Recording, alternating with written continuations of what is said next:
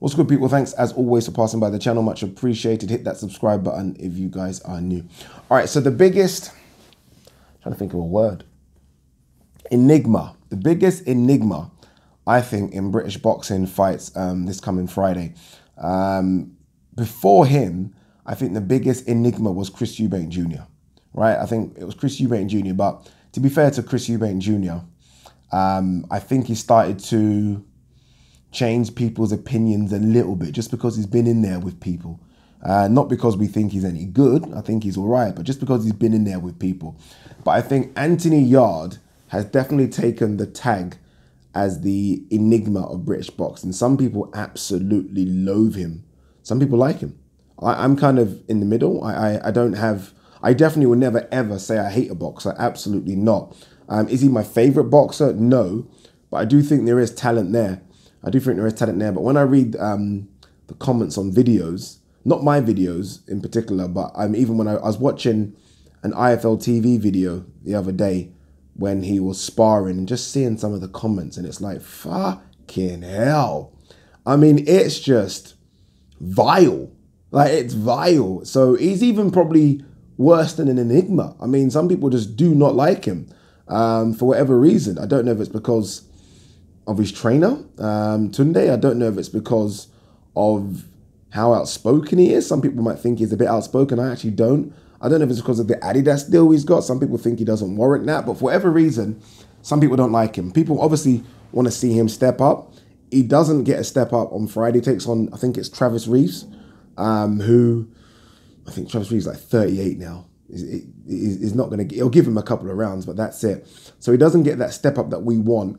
And I think because of that, people are angry. People are angry and they want to see him in against somebody, right? We're not talking, again, I don't necessarily or even care about seeing him fight anyone in the top 10. I don't. I know some people have asked for those fights. I don't. I think it's actually a bit unfair. He's only had 17 fights. This will be his 18th fight coming up. He had hardly any amateur experience. I think he won the Haringey Cup, which is nothing, right? So I don't think it's fair to see him step up and take on the big boys of the division. I don't want that. I want to see him in against someone that is recognized, not someone that he says in the rankings is in the top 30, but someone that we know is in the top 30, someone that we know is legit, someone that's been there and done it, and he might be faded a bit, but I can still give him a few rounds and still ask questions of him. He doesn't get that this weekend. I was in South Africa, and I was commentating at a boxing event, and lo and behold, in the cornering one of the boxers was Isaac Chilemba. So I went up to Isaac Chilemba after, and we had a nice little conversation in terms of what Chilemba's doing next. It was interesting, actually, because we even spoke about money, which fighters don't normally do, but we spoke about some of the offers he's getting, and we left it as that. Didn't really speak to him again. And then a couple of days later, I was with a promoter in South Africa, and let me just tag along with him all day, just see what he's doing. And we went to go and see the manager, or at least the advisor for Isaac Chilemba. Like, it just randomly came up. So I mentioned the name of Anthony Yarde because they were talking about maybe getting Chilemba in against some of the UK guys, and they've said that's the fight they want. It's the fight they want. It's the fight they've asked about. Isaac Chilemba versus Anthony Yarde. Isaac Chilemba is definitely 110% for me a top 20 guy. Top 20, top 25. You could even make an argument that Isaac Chilemba's top 15. And that's the kind of step up I'm talking about when I say I want to see Anthony Yarde in with. I don't want to see him in with some of these killers in the top 10, but I want to see him in with someone that's been in with people. And Isaac Chilemba, I think, is still very, very much serviceable, very experienced, and can put on a good show. Came here, beat Tony Belly the first time, and that was a draw, but beat him. Lost the second one, but beat him the first time. So we know that Isaac Chilemba can go. And that's the step up I want to see Anthony Yarde have. The problem, I think, could be Anthony Yarde himself.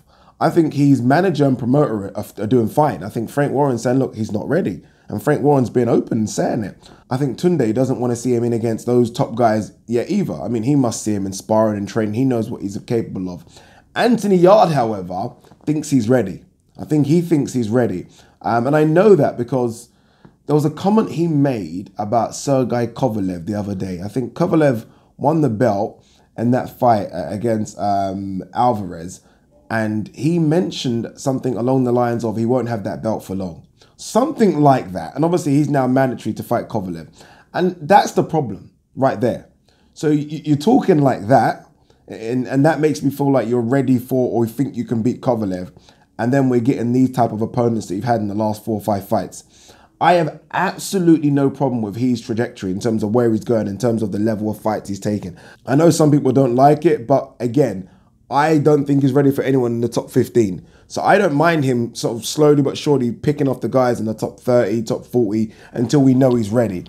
But the problem is he then mentions Kovalev and talks about being able to take that belt from Kovalev.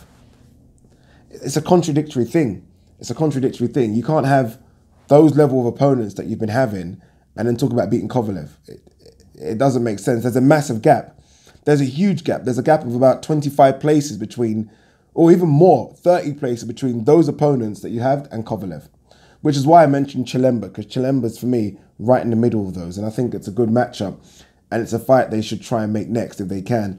Again, I know now how much Chilemba costs, so I don't want to hear Frank say stuff like, financially, we can't do it, because I kind of do know what Chilemba's asking for. So it'd be good to see that fight. What round do you guys think Anthony Yarde will win in? I've actually got a Fox Sports t-shirt, a large one. Let me see if I can find it. Hold on. There you go. I've got this one. I forgot I even had it, to be fair. Fox Sports. It's a large.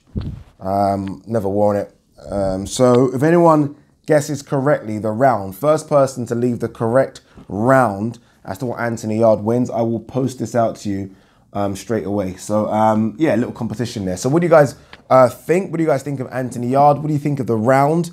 And who next? Who next? Again, I just dropped Isaac Chilemba there as a possible opponent. I think it's a very, very good opponent, a very, very good name, a respectable name, a name that the British public won't be too upset about as well. But let me know what you think. Peace.